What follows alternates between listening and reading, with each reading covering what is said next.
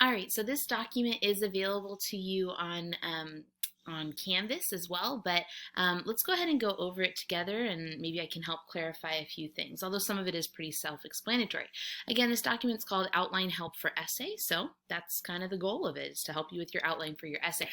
Before you begin actually writing any essay, a plan is essential. One of the best ways to plan is to write an outline.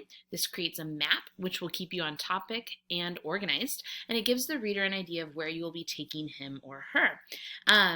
Sometimes, in the future when it comes to college, an outline will probably not necessarily be required. For this essay, it is required, so it is an actual piece. You guys need to complete that piece in order to get credit for that piece. All right, so one of the first things you should take a look at is this part. It says thesis. You're going to start by writing the word thesis with a capital T. Notice it's not in all caps, and it's not bolded, and a colon following. So it literally looks like this right here. Okay. Then after the word thesis, you're going to write out your strong, full, and complete thesis that directly answers the prompt. This sentence should match the thesis that you have written in your intro paragraph of the essay word for word. That's important. Your thesis on your outline should be word for word the same as the thesis that you have in your actual essay at the end of your intro paragraph. Okay. So if you go down to the next page, you actually see kind of like an outline or a template. And so you can see the word thesis, this is what it should look like, and this is where I actually write out a full and complete thesis statement. Please note too that it's only one sentence. Your thesis should not be longer than one sentence, okay? Also, just as we're here, a couple reminders about heading. Remember that the heading goes on the outline because the very first thing that I will see within your document is your outline. Okay, the heading, the one in the upper left-hand corner, will only appear one time in your document, and that will be on the very first page, which again is on your outline. Okay, it's not on your essay, so you don't need to repeat the heading for the outline, the essay, and the works cited. It'll just go on the first page. The upper right-hand corner, however, your header needs to be on every single page, and it needs to have a running page number. So you can see last name 1 on the first page, second page, last name 2. So it has to have a running page number. Please make sure that it doesn't just say 1 on every page. All right. And then also for your outline, this one has transcendentalism on it. Sorry. That's very, very old. But notice it has the word outline in it. That's because outlines do not need creative titles. They need labels. Okay. Essays need creative titles. Outlines, just tell me what it is. Okay. You have a really, really brief kind of topic and then the word outline. Okay. So that's what you should be doing there. All right, so that's the kind of MLA stuff and the thesis. After the thesis, think about your Roman numerals, okay? Each Roman numeral should represent a paragraph or the content of your topic sentence. Next to each Roman numeral, you should write out a short phrase that reflects the idea that you'll formally write in your topic sentence. Your Roman numerals should not be incomplete sentences. Real quick, it says each Roman numeral should represent a paragraph. I'm talking about body paragraphs there. Now I give you 1, 2, 3, 4 here, but the reality is you need to have a minimum of 3 body paragraphs, and so you really only have 3 Roman numerals, okay? And again, it represents the paragraph, but it also represents the content of your topic sentence. Your Roman numeral should directly relate to the topic sentence that you actually have written in your essay. Okay? Notice they say write it in a short phrase that reflects the idea in your topic sentence. You're not actually writing out your topic sentence on your outline. Because again, Roman numerals should not be incomplete sentences. Okay? So if you scroll down, you can see that. This Roman numeral will be your first idea, the content of your first body paragraph's topic sentence. Roman numeral 2 would be your second idea, the content of your second body paragraph's topic sentence. And Roman numeral number 3 would be your third idea, okay? Back up here, let's look at capital letters. That's the next level within your outline. Okay? Capital letters represent a brief description of your concrete details or examples. You must have an A and a B for every single Roman numeral. Okay? Can you have a C? Meaning, can you have 3 examples per paragraph? Absolutely, but you have to have at least A and a B. Okay? Next to each capital letter, it says give a brief overview of the concrete details you will use.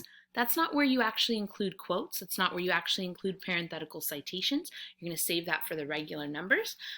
However, your capital letters will represent kind of generally what your examples are going to be. okay? Again, you may not write incomplete sentences here. These should be particularly short, okay? Just a quick little, this is the example I'm going to use, okay? So again, if you go down here, you see Roman numeral, which is your idea. Your A and B are both examples, and that should be a very, very brief description of your examples, okay? Regular numbers, that would be the next level. So you've got Roman numerals, capital letters, and then regular numbers. So next to the regular numbers, and you need to have at least a 1 and a 2, okay? You don't necessarily need a 3, so you have a little bit of options, or a little bit of wiggle room there. But next to the regular numbers, you're going to give context for your example. You might, well, you should actually list your quote or text reference with a parenthetical citation. So within your regular numbers, 1, 2, and maybe even 3, okay, you have to have some sort of parenthetical citation. All right, I need to see that because I need to see what is the actual concrete detail that you're going to use, okay? Notice it says give context, give your actual quote, or write a brief idea of how you will analyze the quote. Okay, so if you have just a quick little point with that quote that goes along with that quote, great, include it, all right? But aside from the quote itself, which you can actually simply slap into the outline, okay, so quote integration is not required here, these also should not be incomplete sentences. So notice, nothing is incomplete sentences yet, aside from your thesis, okay? The only other one will be your conclusion, which we'll get to in just a second. All right, so again, if we go down here, I have my Roman numeral, which represents my idea, okay? I have my A and my B, 2 different examples, okay? And then numbers 1, 2, and maybe even 3, those represent the details of your example, okay? So I might give context for my example and then give my quote. And maybe I don't even have a 3. A 3 is not required, okay? Maybe you don't even have a 3, and that's fine. But maybe you do, and you give context, quote, and then a brief analysis idea, okay? Also, maybe you give the quote and you give a brief analysis idea and you leave out the context for here. That's actually okay too. I just need to see that you have kind of 2 details that are going to help you put your ideas together, okay? That's what I need to see from your 1s and 2s. And again, if you have a 3, that's fine. Even if you have a 4, that's fine. If you have 2 little brief analysis ideas, that's great. That's fine. Okay? Don't go crazy. Don't like move on to 5s and 6s and all of that. But between 1 and, I would say cap it at 4 is what we're looking at. Actually, excuse me, between 2 and 4, not 1 and 4. Okay? So those are kind of the different levels of your outline. The last thing is your conclusion. You're going to write the word conclusion with a capital C and a colon following, just like you did with the thesis. So again, it will look exactly like this. Then write out 1 full and complete sentence that offers insight on the topic. So what? Why does this matter? So again, this goes at the very, very end, okay, where I have the word conclusion with a colon. And this is where I write out an insightful conclusion sentence that is no more than 1 sentence. Okay, your conclusion in your thesis should not be more than 1 sentence. Notice how short my outline is. It goes on to a 2nd page, but it doesn't even really get to the half of the 2nd page. Okay, that's important. Your outline should not be that long. Okay, your quotes might make it just a little bit longer. If you only have a 1 and a 2 for each, A and B, then it'd probably be even shorter. Okay, and that's okay. That is okay, all right? So you don't have to go overboard on your outline. It needs to be complete. It needs to have all the things that I've talked about, but it doesn't necessarily have to be 3 pages long. In fact, if it's 3 pages long and you have a 3-body paragraph essay, that's actually probably problematic, okay? It should be shorter than the essay itself. It needs to be shorter than the essay itself, okay? So again, this is kind of here, what I'm showing you on the 2nd and 3rd page. This is visually what your outline should look like. Couple reminders too. It should be all double spaced with no extra spaces between anything. Notice there's not a gap between my outline label and my heading. There's not a gap between my outline label and my thesis. There's not a gap between my thesis and my first idea or my Roman numeral. Okay, it's just double spaced throughout, no extra spaces.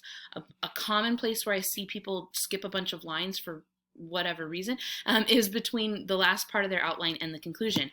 Don't, okay? There is no extra spaces between anything, okay? Also notice that there's kind of leveling, all right? Now, if you set up your Pages document to match, I think they call it Harvard style lettering or something like that, then it will automatically do this for you, okay? The leveling, see how Roman numerals, they line up together? See how I did that? Ooh, okay. Your A's and B's will all line up together, notice. Ooh, that's good. And your 1s, 2s, and 3s will all line up together. Okay, that's how an outline should be, all right? And each level should be indented from the last one.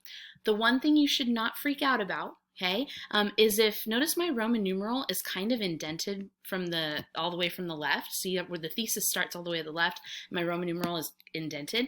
A lot of times on Pages documents and on Harvard style, the Roman numeral doesn't get indented like that. It just starts all the way over at the left. That's okay. Don't freak out about that. You're going to be fine.